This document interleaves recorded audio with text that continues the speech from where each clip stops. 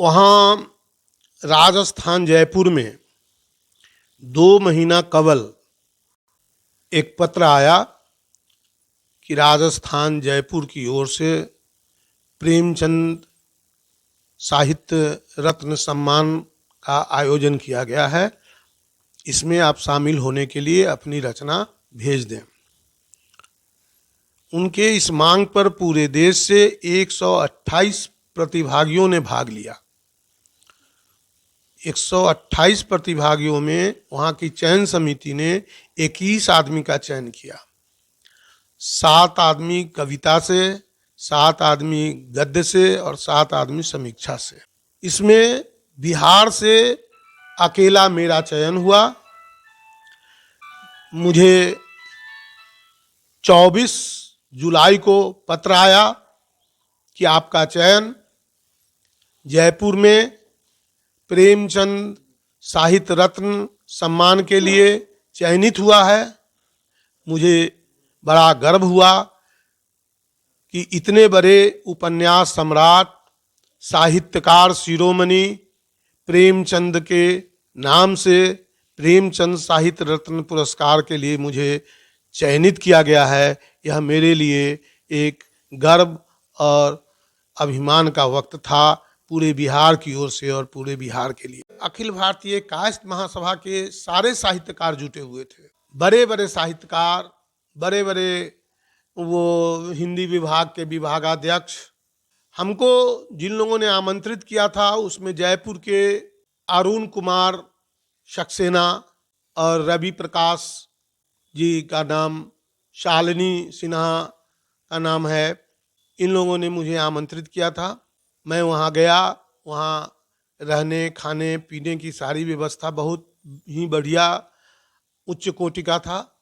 वहाँ जो ऑडिटोरियम था वह जैसे प्रेमचंद उच्च कोटि के साहित्यकार हैं और प्रेमचंद का स्थान सर्वोच्च है, उसी तरह वहाँ का जो ऑडिटोरियम था वह प्रेमचंद की के कद के हिसाब से बहुत ही उत्कृष्ट और शानदार था। बारी बारी से सब लोगों को बुलाया गया।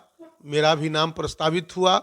जब बिहार से अकेला नाम मेरा प्रस्तावित हुआ और मैं मंच पर अपनी पत्नी सरोजबाला सहाय के साथ गया तो तालियों की गड़गड़ाहट से वैशाली बिहार का स्वागत हुआ और मुझे अंगवस्त्र, चित्रगुप्त महाराज का पाग, उनका चिन्ह और प्रमाण पत्र, प्रशस्ति पत्र और एक मेडल मिला, जिसको पाकर मैं काफ़ी गौरवान्वित हुआ। अपने को, अपने आप पर, अपने ज्ञान पर मुझे बड़ा खेद हो रहा था कि मैं और कुछ क्यों नहीं जाना, और ज़्यादा क्यों नहीं जाना। प्रेमचंद का साहित्य जो है वो असीम है। जितना ही पढ़िए उतना ही गहरा होता जाता है और लगता है कि हम अभी भी अज्ञानी हैं प्रेमचंद के बारे में। प्रेमचंद को यदि सच्ची श्रद्धांजलि अर्पित करनी है तो प्रेमचंद के साहित्य को, प्रेमचंद के सपनों को साहित्य में समाहित करके उसे सफल बनाना होगा, उसे साकार करना होगा, तभी उनके प्रति सच्ची श्रद्धांजलि होगी। नहीं तो ये माला चढ़ा देने, ये फूल चढ़ा देने और उन्हें नमन कर लेने से उनके सपनों को हम साकार नहीं कर सकते हैं। इसलिए हमें पढ़ना होगा, डूबना होगा। जितना ही हम डूबेंगे उतना ही प्रेमचंद साहित्य को आगे की ओर बढ़ाएंगे। प्रेमचंद की जीवनी और उनके उद्भव और विकास, उनके साहित्य की चर्चा जब चली तो मैंने कहा कि प्रेमचंद ने सर्वहारा और आंचलिकता का अपने उपन्यास में सबसे पहले व्यवहृत किया और इनकी तुलना मैक्सिम गोर्की से की गई। ये दोनों साहित्यकार का साहित्य जो है में सामंजस्य था। उनकी माँ और इनकी गोदान की तुलना की गई, उस पर चर्चा हुई। तो उनके श्रद्धांजलि में हमने 4 शब्द कहा कि बनकर कलम सिपाही जिसने अंग्रेजों को ललकारा, उपन्यास सम्राट आज अभिनंदन आहा तुम्हारा, अभिनंदन आहा तुम्हारा। यहाँ गद्य में महाकाव्य लिख, व्यथा कथा को कर साकार, तुमने तो साहित्य जगत का सचमुच किया बड़ा उपकार, सचमुच किया बड़ा उपकार।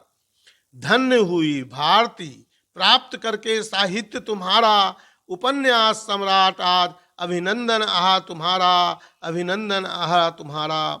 प्रेमचंद जी जीवित होते तो गोदान नहीं अब लिखते, इस भीषण आतंकी युग में कोई नीति ग्रंथ भी लिखते।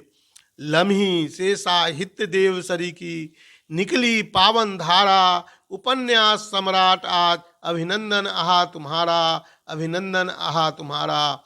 कभी यदि लिखते गोदान, जीवित रहते अगर, तो यदि लिखते गोदान कहीं तो गोबर होरी पुत्र न होता, MP MLA होता या कोई मुखिया होता। मुक्त युद्ध में लिया कलम का तुमने बड़ा सहारा, उपन्यास सम्राट आज अभिनंदन आहा तुम्हारा।